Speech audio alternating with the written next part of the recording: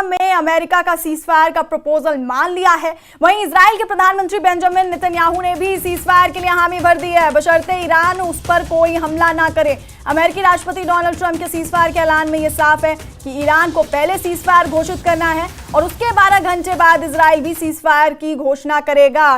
तो बड़ी खबर यहां पर सूत्रों के मुताबिक से यह आ रही है कि ईरान ने कतर की मध्यस्थता में अमेरिका का सीजफायर का प्रपोजल मान लिया है।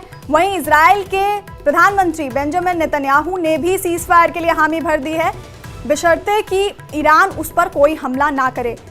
राष्ट्रपति डोनाल्ड ट्रंप के सीजफायर के ऐलान में यह साफ है कि ईरान को पहले सीजफायर घोषित करना है और उसके 12 घंटे बाद इजराइल भी सीजफायर की घोषणा करेगा। तो 13 जून को जो ये जंग शुरू हुई थी, अब वो सीजफायर की तरफ बढ़ गई है।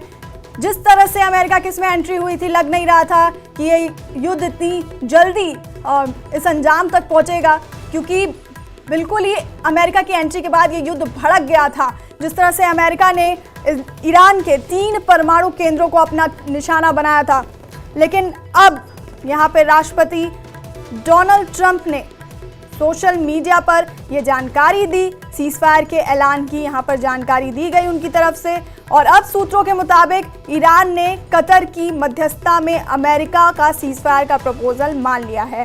वहीं इजराइल के प्रधानमंत्री बेंजामिन नेतन्याहू ने भी सीजफायर के लिए हामी भर दी है, बशर्ते ईरान उस पर कोई हमला ना करे। अमेरिकी राष्ट्रपति डोनाल्ड ट्रंप के सीजफायर के ऐलान में यह साफ है कि ईरान को पहले सीजफायर घोषित करना है और उसके 12 घंटे बाद इजराइल भी सीजफायर की घोषणा करेगा।